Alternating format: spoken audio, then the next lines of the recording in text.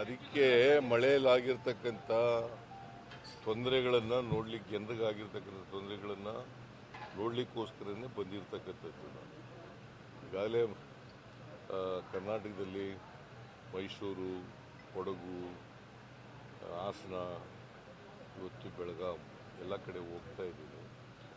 ಎಲ್ಲ ಕಡೆ ಪರಿಹಾರ ಕೆಲಸಗಳನ್ನ ಪ್ರಾರಂಭ ಮಾಡಿದ್ದಾರೆ. ಸತ್ತವರಿಗೆ ಪರಿಹಾರ ಕೊಡ್ತಕ್ಕಂಥದ್ದು, ಮನೆಗಳು ಬಿದ್ದೋಗಿರೋದಕ್ಕೆ ಪರಿಹಾರ ಕೊಡ್ತಕ್ಕಂಥದ್ದು, ಮತ್ತು ಪ್ರಾಣಿಗಳು ಸತ್ತೋಗಿದ್ರೆ ಅವಕ್ಕೆ ಪರಿಹಾರ ಕೊಡ್ತಕ್ಕಂಥದ್ದು, ವಿದ್ಯುತ್ ಕಂಬಗಳು ಬಿದ್ದೋಗಿದ್ರೆ, ಟ್ರಾನ್ಸ್ಫಾರ್ಮರ್ಗಳು ಹೋಗಿದ್ರೆ ಅವಕ್ಕೆಲ್ಲನೂ ಕೂಡ ರೆಸ್ಟೋರ್ ಮಾಡ್ತಕ್ಕಂಥ ಕೆಲಸ ಎಲ್ಲ ಮಾಡ್ತಾ ಇದ್ದಾರೆ. ರಸ್ತೆಗಳು ಮಾಡಲಿಕ್ಕೆ ಈಗ ಮಳೆ ಬರ್ತಾ ಇದೆಯಲ್ಲ, ದಿನ ಮಾಡ್ತಾ ಇದೆಯಲ್ಲ, ಅದನ್ನು ತಕ್ಷಣ ತಗೊಳ್ಳಿಕ್ಕೆ ಕಷ್ಟ ಆಗ್ತಾ ಇದೆ. ದಿನ ಸುಮಾರು 40 ದಿನ ಏನಮ್ಮ 42 ದಿನದಿಂದ ಪ್ರತಿದಿನ ಮಳೆ ಬೀಳ್ತಾ ಇದೆ. ಅದಕ್ಕೆ ಈಗ ಅಂಗನವಾಡಿಗಳಿಗೂ ಕೂಡ ರಜಾ ಘೋಷಣೆ ಮಾಡಬೇಕು ಅಂತ ಹೇಳಿದ್ದೀನಿ. ಶಾಲೆ ಕೊಠಡಿಗೆ ಆಮೇಲೆ ಶಾಲೆಗಳಿಗೆ 10 ದಿನ ರಜಾ ಕೊಟ್ಟಿತ್ತು.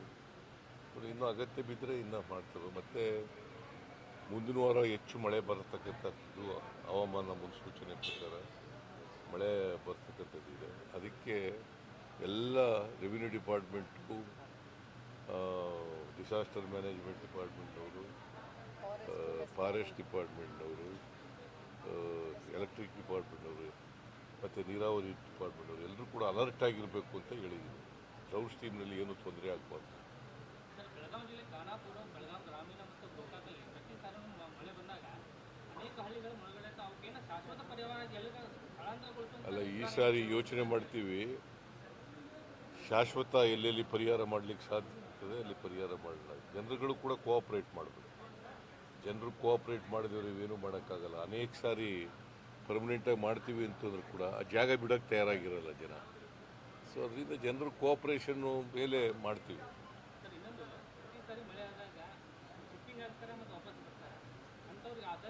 ನೀವು ಒಬ್ಬನೇ ಕೇಳ್ತಾ ಇದೆಯಲ್ಲ, ಬೇರೆಯವ್ರು ಯಾರು ಕೇಳ್ತಾ ಇಲ್ಲ.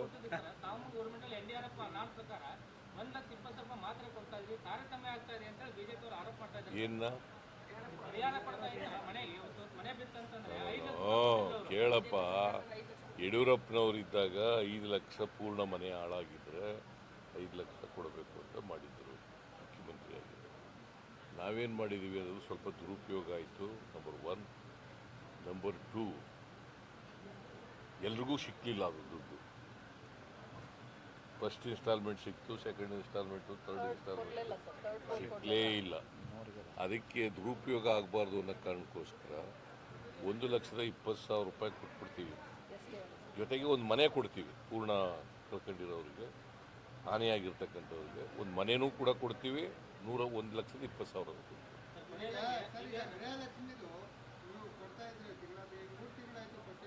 ಯಾರು ಹೇಳಿದವರು? ಇಲ್ಲ, ಕೊಟ್ಟಿದ್ದೀವಿ. ಈ ತಿಂಗಳು ಕೊಡಬೇಕು. ಎಷ್ಟು? ಯಾವುದು? ಜುಲೈನಲ್ಲಿ ಕೊಡಬೇಕು.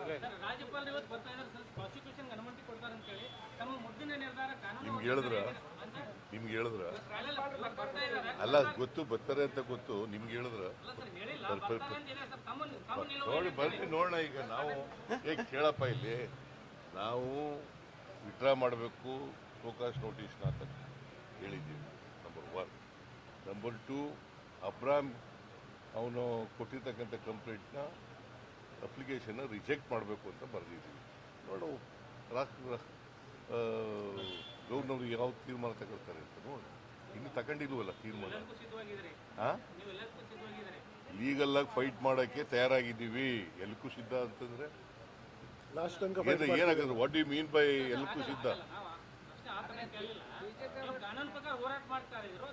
Both legally and politically we will fight.